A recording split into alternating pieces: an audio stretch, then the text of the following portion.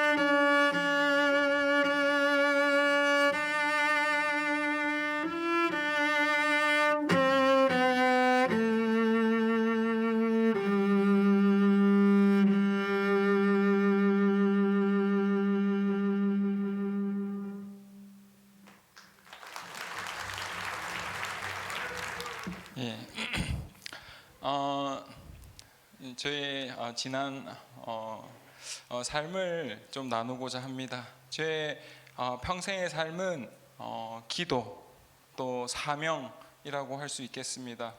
저는 태중 신앙으로 친가 쪽으로는 할아버지 때부터 또 외가 쪽으로는 어머니 때부터 신앙생활을 시작하셨습니다. 제 어머니께서 결혼하시기 전에 25세 때 하나님을 알기도 전에 하나님께 사명의 꿈을 또 말씀을 받았습니다. 꿈속에서 큰 음성으로 너에게 사명이 있다라는 음성을 듣습니다.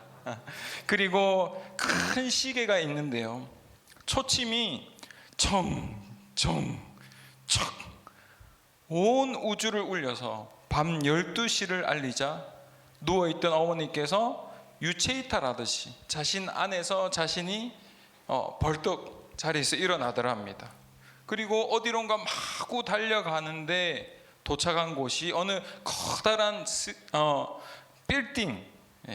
빌딩의 그 지하의 쓰레기장에 도착한 겁니다. 거기엔 지름 몇 미터 되는 커다란 쓰레기 뭉치들이 굵은 밧줄로 묶여 잔뜩 쌓여 있는 겁니다. 어머니는 새벽이 되도록 뭔가를 찾아 그 쓰레기를 마구 뒤집니다. 드디어 뭔가를 찾아내는데요, 그것은 하얀 백합꽃이었습니다. 쓰레기 속에 있던 그 백합꽃은 놀랍게도 이슬이 맺혀 있고 이파리 하나 상처 입지 않은 생생한 생명을 가지고 있었습니다. 그렇습니다. 그 백합꽃을 찾아내는 것이 하나님께 받은 사명이었습니다. 그 사명을 받고 어머니는 하나님께 자신을 여종으로 드렸습니다. 후에 결혼을 하게 되고 신앙생활을 정말 열심히 하셨습니다. 그때는 순복음교회 구역장이셨는데요, 60명 구역원의 구역장이셨습니다. 거의 개척교회 목회자 수준이죠. 저희 부모님은 그 사명의 꿈을 계속 붙들고 신앙생활을 정말 열심히 하셨습니다. 그러던 어느 날 큰일이 닥칩니다. 어머니에게 암이 발병한 겁니다. 하나님, 이를 어찌합니까? 고쳐주세요.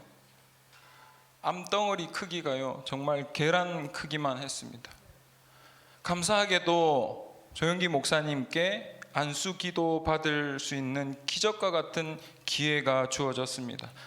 그 당시 때는 조영기 목사님께 안수 받는 순서가 돌아오려면 몇 년을 기다려야 했다고 하더라고요.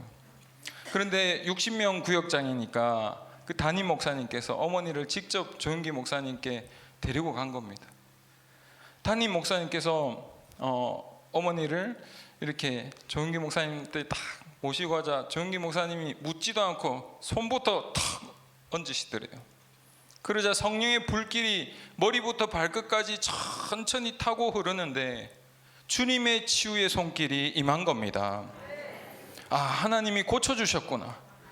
다음날 병원에 가서 검사를 해보니까 정말 암덩어리가 사라지고 완치된 겁니다. 할렐루야. 그걸 보고 그 담당 의사도 고칠 수 없는 당뇨병이었는데요, 그가 회심을 하고 그 낙태 수술을 하는 전문 의사였는데 그걸 다 집어던지고 전도자로 나선 겁니다.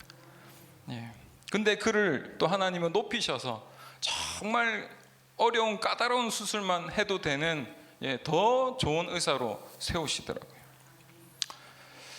제 어머니요, 지금까지 70세가 넘도록 건강하십니다.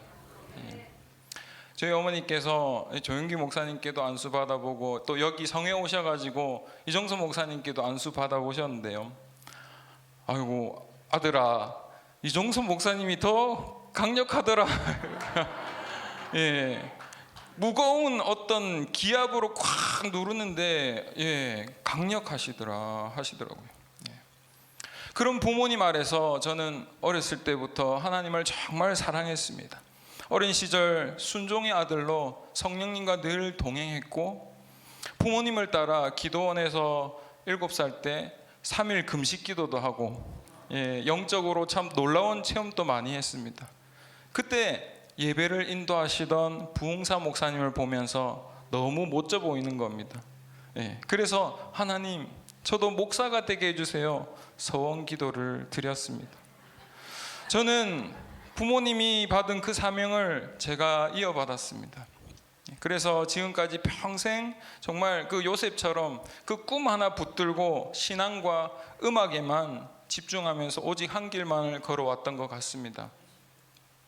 저는 사명을 위해서 이렇게 기도합니다.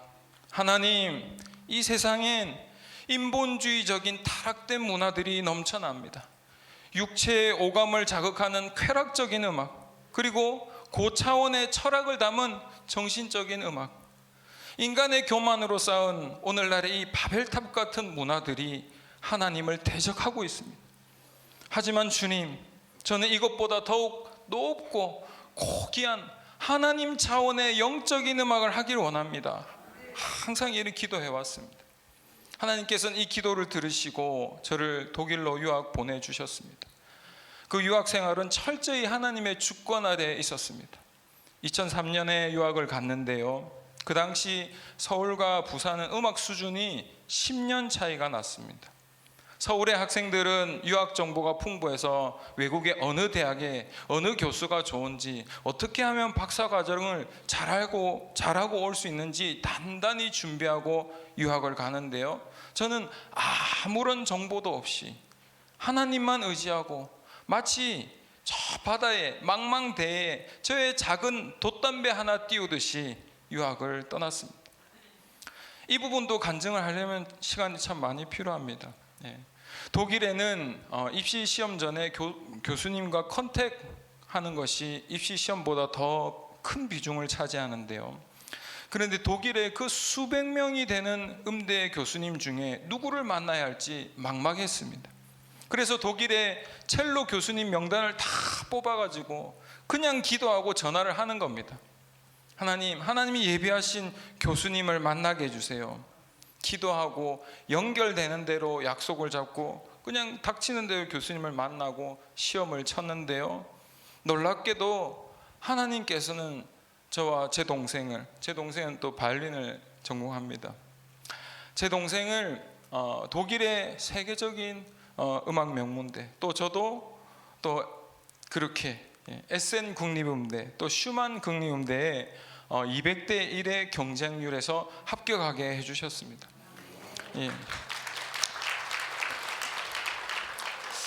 나중에 알고 보니까 저 한 명 뽑았더라고요. 그런데 더 놀라운 것은 제 교수님이 대가 중에 대가였습니다.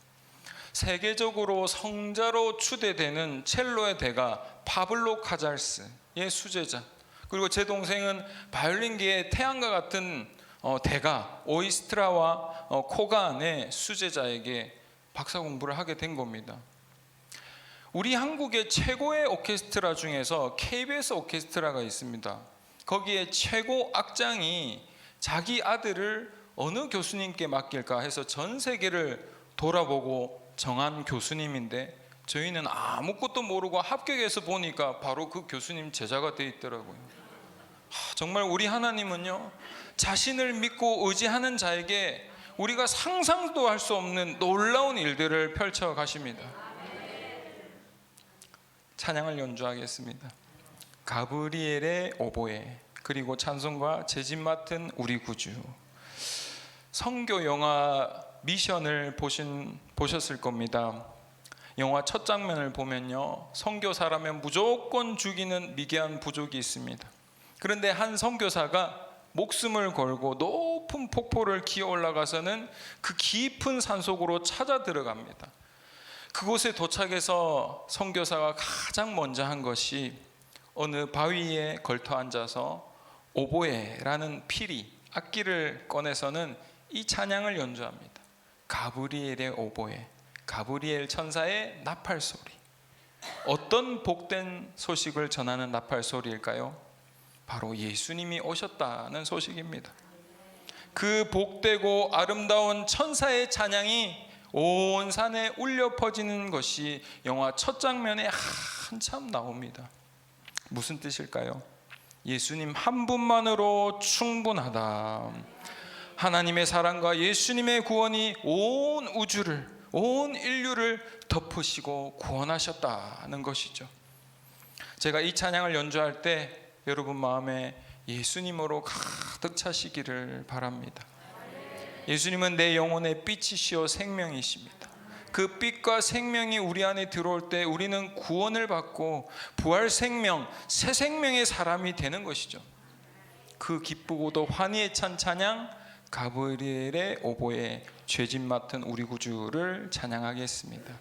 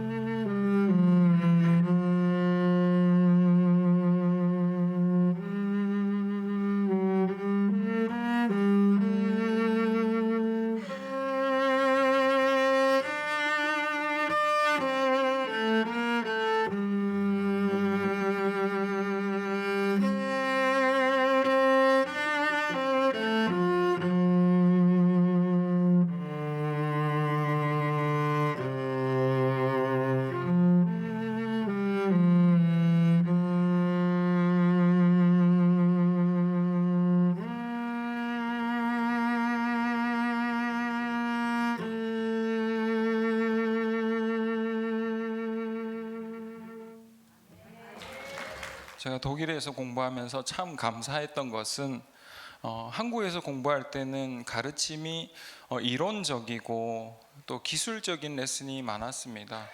그런데 독일은 기독교 국가라서 그런지 사회 전반적으로 영적인 세계를 인식하고 있고 알고 있고 중요시했습니다.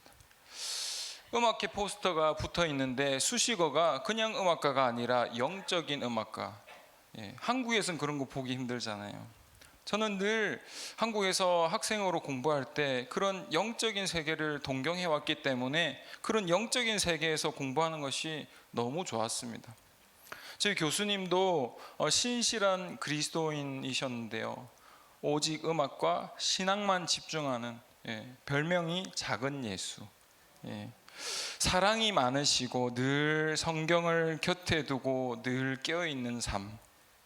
레슨 때도 제게 늘 하시는 말씀이 종교개혁자 마틴 루터가 이렇게 말했다. 음악은 하나님이 주신 선물이다. 음악과 신학은 하나다. 음악과 신앙은 하나다. 레슨 하실 때마다 제가 어떤 부분이 연주가 잘 안 되면 그 부분은 기도하는 부분이다. 그 부분은 천사가 내려와서 도와주는 부분이다. 이렇게 영적인 음악을 가르쳐 주시니까 전 정말 차원이 다른 가르침이더라고요. 예레미야서 18장 6절입니다. 예레미야서 18장 6절. 이스라엘 족속아, 진흙이 토기장의 손에 있음 같이 너희가 내 손에 있느니라. 그렇습니다. 하나님은 자기 종을 자기가 쓰기에 좋은 그릇으로 빚으십니다. 저의 7년간의 유학 생활은 그야말로 광야와 같은 시간이었습니다. 타국 생활이라서 힘든 것도 있었지만 음악 학생은 매일 연습을 해야 하는데요, 저의 연습실은 약 두세 평 남짓한 중세 지하 감옥 같은 곳이었습니다. 유럽의 독일 건물들은 역사적 가치가 있기 때문에 그대로 보존해 둡니다. 5층 이상 아파트가 거의 없습니다. 지은 지 거의 수십 년, 수백 년 되었기에 그 지하실은 습기와 곰팡이로 숨쉬기가 힘든 곳입니다. 그곳에 묻혀서 날마다 13시간씩 피나는 연습을 했습니다. 그 연습실은 저에게 무덤과 같은 곳이었습니다. 이 음악이라는 것이 너무나 어려운 학문이기에 하나님은 저에게 먹고 자는 것 외에는 오로지 공부와 연습만 하도록 하셨습니다. 그 7년간의 숨조차 쉴 수 없었던 저의 광야의 시간은 주님의 빚으심의 시간이었습니다. 얼마나 저를 빚으셨으면 제 머리가 이렇게 됐습니다. 그래서 감사하게 생각합니다, 저는. 그렇습니다. 내 자아가 아직 살아있는 상태로 주님의 일을 하려고 덤빈다면 그것은 오히려 하나님 나라를 대적하는, 방해하는 사탄의 모습일 겁니다. 하나님은 자기 종을 자기가 쓰기에 좋은 그릇으로 빚으셔서 사용하십니다. 독일 하면 선진국, 기독교 국가, 종교개혁의 나라가 떠오릅니다. 그런 독일에서 7년간 교육을 받으면서 하나님은 저에게 영적이고도 세계적인 통찰력을 키워주셨습니다. 공부를 다 마치고 귀국을 하루가 앞두고 있을 때 하나님은 저에게 사명을 주셨습니다. 귀국 전날 저희 교수님이 저와 제 동생을 송별회 차원으로 댁으로 초대하셨습니다. 교수님과 함께 커피와 케이크를 나눠 먹으면서 담소를 나누고 어느 정도 시간이 지나자 교수님이, 자, 우리 이제 뭐 할까? 너희들을 위해서 내가 연주를 해주겠다. 교수님이 진짜 수백 년 된 첼로, 값으로 따질 수 없는 명기를 꺼내 드시고는 저만치 앉으셔서 바하의 첼로 무반주 조곡을 연주하기 시작하셨습니다. 그 첼로 곡은 음악가들 사이에서 첼로의 바이블, 첼로의 성경으로 불리는 곡입니다. 그 감동적인 30분간의 연주를 마치신 교수님은 아주 상기된 얼굴로 저희한테 다가오셔서는 연주가 정말 은혜롭고 좋았다고 하셨습니다. 저는 그때 정말 깊은 감동과 충격을 받았습니다. 세계적인 큰 무대만 서시는 그 교수님이 우리 두 남매만을 위해서 연주를 해주신 겁니다. 한국의 그 교수님, 뭐 다 그런 건 아니지만 권위적인 그런 모습은 전혀 없었습니다. 그 교수님은 참으로 진실하고 겸손한 모습이었습니다. 제자 앞에서, 또 위대한 음악 작품 앞에서, 그리고 하나님 앞에서 한 인간으로 겸손한 모습이었습니다. 그 연주 속에서 하나님과 깊은 교통함이 있는 것을 저는 볼 수 있었습니다. 그 모습이 진정 대가의 모습이었습니다. 그 순간 하나님이 제게 말씀하셨습니다. 아들아, 너가 한국에 귀국하게 되면 이런 영적인 음악을 하여라. 내가 너를 여러 곳으로 보내겠다. 저는 그 순간 아멘, 주님이 부르시는 곳이면 그곳이 어디든지 달려가겠습니다. 이 영적인 음악을 하길 원합니다. 그래서 저는 귀국하자마자 이 힘멜 앙상블 찬양단을 창단했고, 지금까지 15년 동안 약 500회가 넘게 이렇게 하나님을 전하고 하나님을 찬양하고 있습니다. 유튜브에 힘멜 교회를 검색해 보시면 제 찬양이 많이 있습니다. 그렇게 한국에 귀국하여서 교수로 학교에 출강하고 또 음악가로 음악 활동을 잘하고 있던 중에 목사가 되라는 하나님의 부르심을 받았습니다. 그것에 온 가족이 기도해보고 응답을 다 받고 조금도 고민하지 않고 순종하여 바로 다음날 신학교의 원서를 접수했습니다. 그런데 주위 사람들은 이상하게 여기는 겁니다. 아니, 왜 그 큰 공부를 하고 왜 목사가 되려 하냐, 그건 인생에서 유턴을 하는 것이다. 여기까지 와놓고 왜 처음부터 다시 시작하는 거냐, 반대가 많았습니다. 그런데요, 신학 공부를 하면서 또 목사가 되면서 하나님을 더 알아갈수록 저의 찬양이 더 깊어지는 것을 느낄 수 있었습니다. 전에는 음악 박사 공부를 하면 음악이 완성되는 줄 알았습니다. 그런데 하나님은 만족하지 않으셨죠. 하나님을 더 알아가게 하시면서 저의 음악까지 더 깊어지도록 해주셨습니다. 찬양을 연주하겠습니다. 독일의 제 교수님이 연주해 주셨던 그 바하의 첼로 무반주 조곡, 그리고 내 구주 예수를 더욱 사랑을 찬양하겠습니다.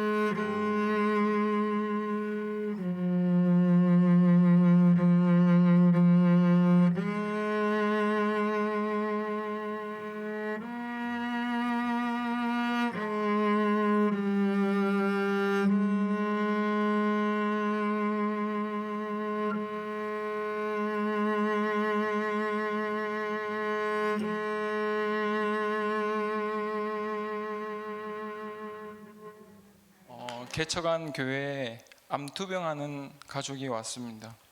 초등학교 6학년 아들을 둔 젊은 부부였는데요. 여자 집사님이 암투병 중이었습니다.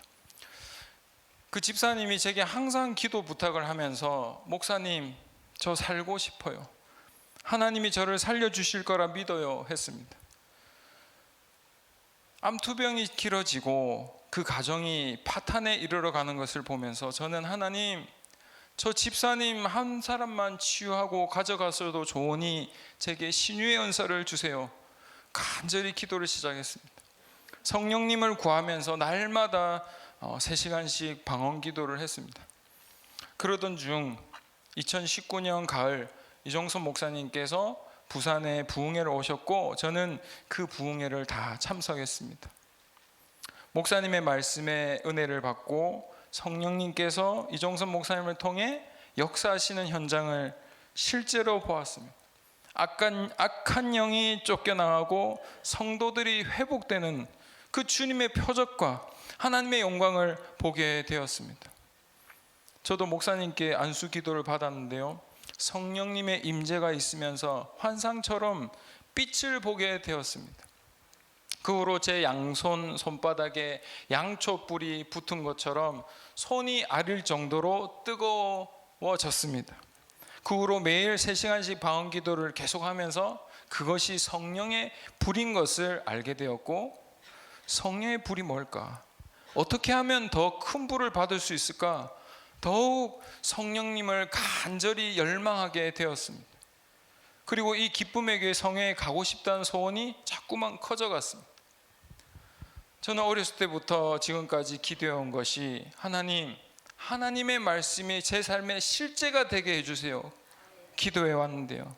그리고 유학 때 교수님도 제게 해주신 말씀이 성경 말씀도 음악도 이론으로 멈춰서는 안 된다, 실제가 되어야 한다는 철저한 신념을 제게 심어주셨습니다. 그래서 말씀은 이루어진다는 이 기쁨의 교회 이종섭 목사님을 하나님께서 만나게 해주셨다고 저는 믿습니다. 또 제가 처음 인사드릴 때도 말씀드렸지만 정말 그때는 또 제가 너무 힘든 시기였고 정말 살고 싶어서 여기에 찾아왔던 것 같습니다. 참 목사가 되면서 고난이 시작되더라고요. 그런 고난 아십니까? 누구에게 설명조차 할 수 없는 그런 고난, 정말 외롭게 그 어두운 터널을 걸어야 되는. 제가 기쁨의 교회 이 성회를 처음 참석하기 시작한 것이 134차 성회였습니다. 항상 요 맨 앞에 맨 중간에 아시는 분 아실 겁니다. 은혜를 사모해서 항상 이 자리에 앉았습니다.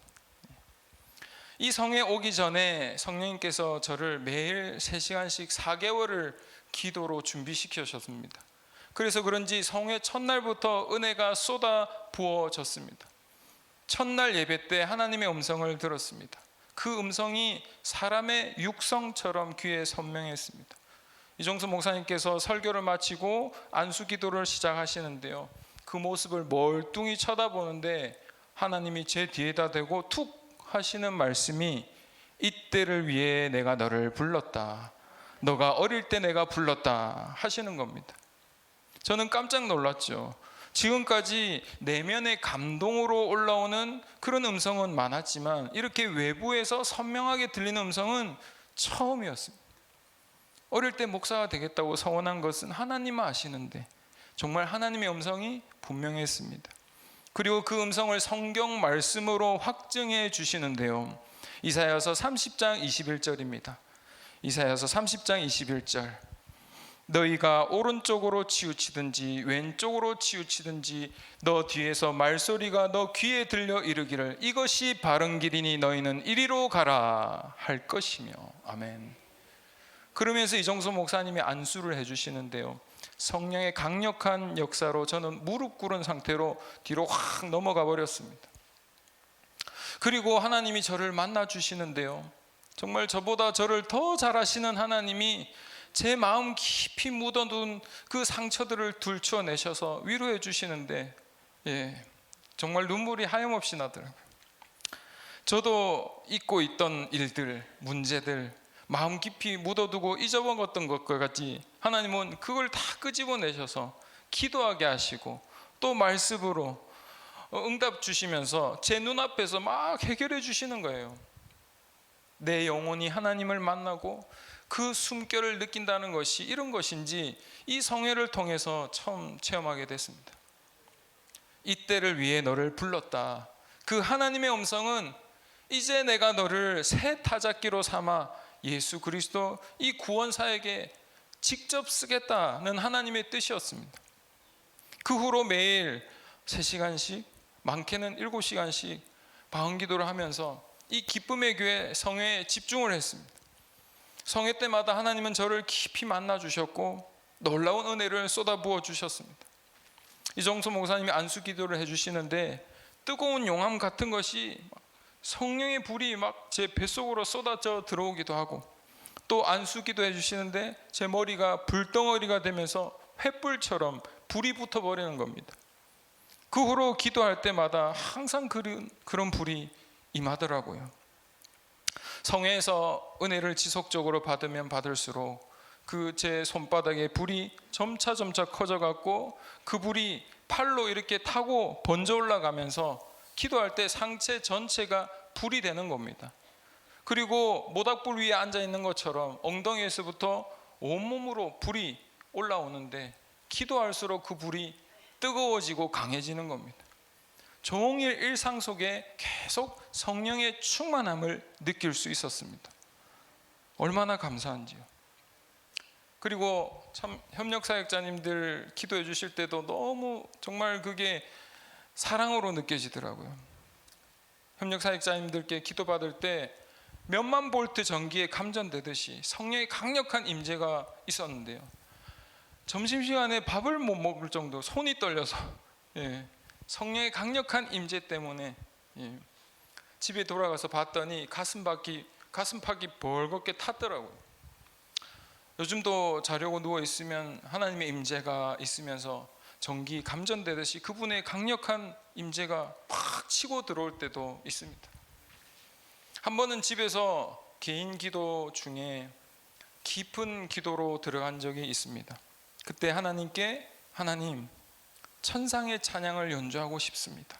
저에게 하나님의 영광의 보좌를 보여주세요 라고 기도했습니다.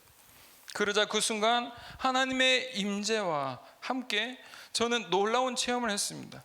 다니엘서 10장에 다니엘이 체험했던 것처럼 저의 육신이 힘이 쫙 빠지고 육신이 멈추어지는 것을 느낄 수 있었습니다.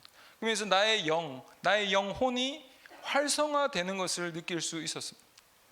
그러면서 야곱이 돌베개를 베고 누웠을 때 하늘로 연결되는 사다리가 펼쳐졌듯이 제 머리 위로 하늘문이 열렸고 그 순간 제가 하나님의 보좌를 보도록 하나님께서 허락해 주셨습니다.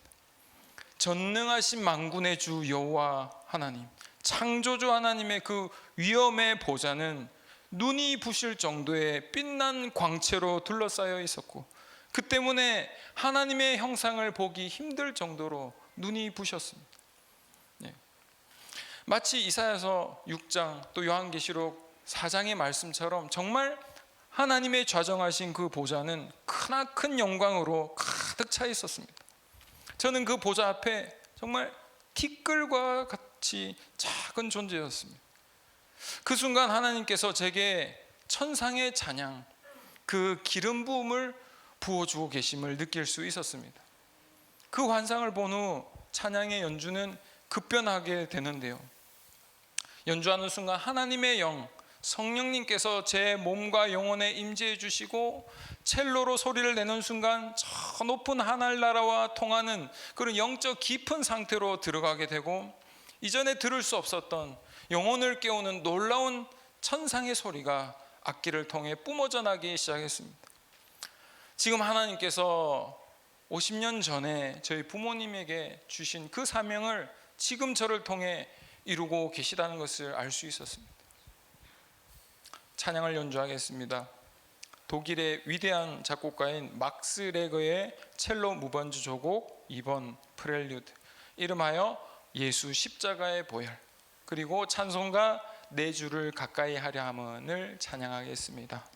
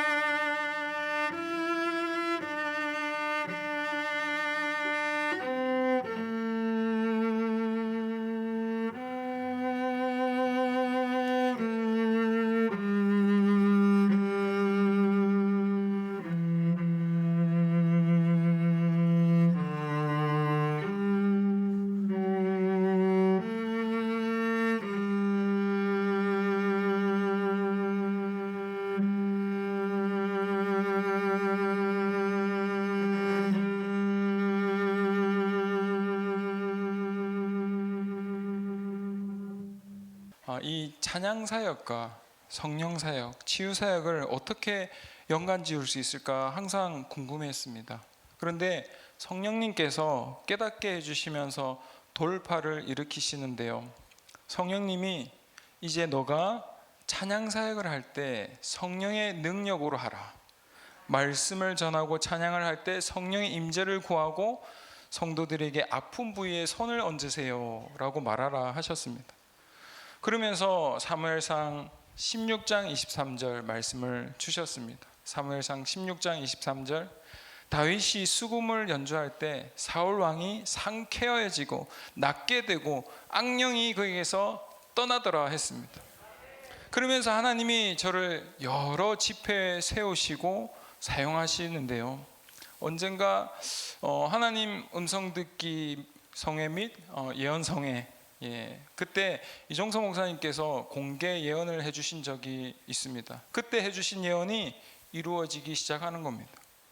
하나님께서 저를 수많은 성도들 앞에 세우시고 또 여러 목사님과 또 여러 교회들을 부흥시키는 강단에도 세워주셨습니다. 그러면서 저의 설교와 찬양에 하나님의 영광의 임재가, 역사가 나타나고 또 제가 예수 이름으로 손을 얹어 기도할 때 말씀대로 귀신이 쫓겨나가고 병이 낫는 놀라운 일들이 벌어지는 겁니다. 어느새 저는 어렸을 때 사모했던 부흥사가 되어 있었습니다.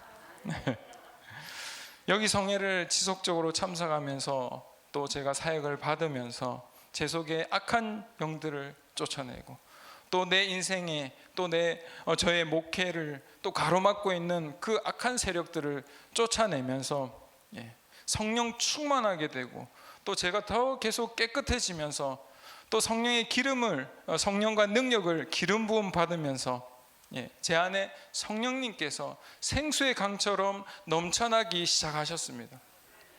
그 생수의 강이 성도들과 또 제 이웃에게까지 흘러가면서 놀라운 하나님의 기적들이 일어나는데요.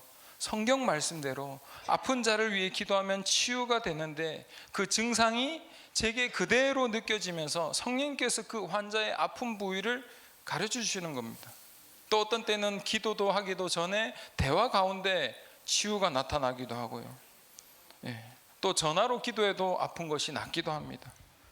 성경 말씀대로 예수 이름으로 손을 얹어 기도할 때 평생 고생했던 편두통이 즉시 낫고 고질적인 위장병이 치유되고 할머니의 관절염이 치유되고 육아 때문에 못 쓰게 된 손목이 즉시 치유되고 오랜 세월 거의 장님 수준이었던 그 안 보이던 눈이, 한쪽 눈이 거의 호전이 되고 우울증, 조울증, 중독에서 자유로워지고 그 성도들의 신앙이 막 회복되는 놀라운 역사가 일어나는 겁니다. 제 안에 성령님이 충만하시어 생수처럼 강같이 흘러넘치시니까 그 생명력이 전달되면서 사람들이 회복되고 그래서 그들이 저를 더 만나고 싶어하고 교회에 오고 싶어하고 그러더라고요. 그렇게 주님의 도구로 사용되니 하나님께 감사와 영광을 올려드릴 수밖에 없었습니다. 얼마나 감사한지요. 제가 이 사역을 하면서 성령님께서 말씀을 또 가르쳐 주시고 또 깨닫게 해주시는 게 참 그런 게 또 큰 은혜더라고요. 베드로전서 2장 9절 말씀입니다. 베드로전서 2장 9절 말씀. 너희는 택하신 족속이요 왕같은 제사장들이요 거룩한 나라요 그의 소유가 된 백성이니 이는 너희를 어두운 데서 불러내어 그의 기이한 빛에 들어가게 하신 이의 아름다운 덕을 선포하게 하려 하심이라. 아멘. 그렇습니다. 하나님은 우리 믿는 자들을 모두 왕같은 제사장으로 부르셨습니다.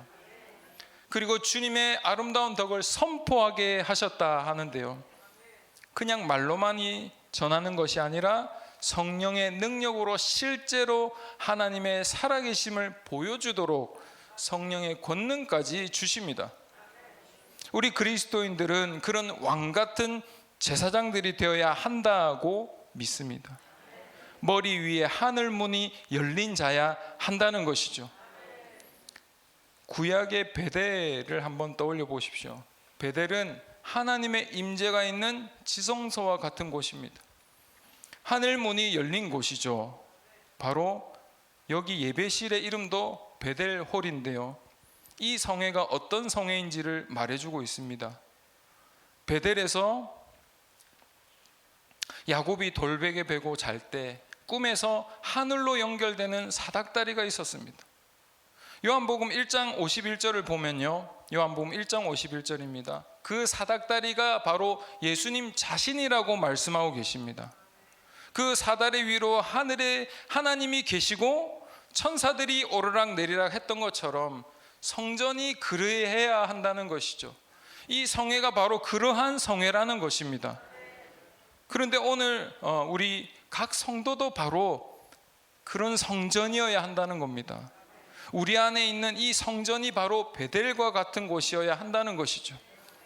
우리 안에 주님이 성전 삼고 계시고 예수님의 그 사닥다리가 놓여서 하늘까지 연결되어 있어야 하고, 우리는 예수님을 통해 하늘의 충만과 권능이 우리 머리 위로 흐르는 자가 되어야 한다는 것입니다.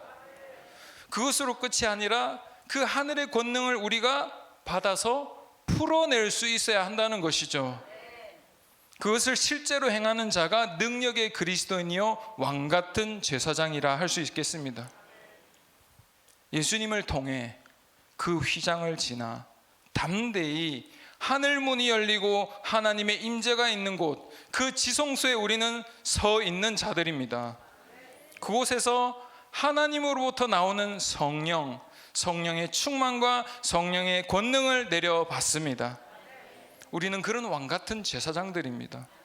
그 직분을 잘 감당하기 위해 하나님이 여러분들을 이 자리에 오게 하셨다고 믿습니다.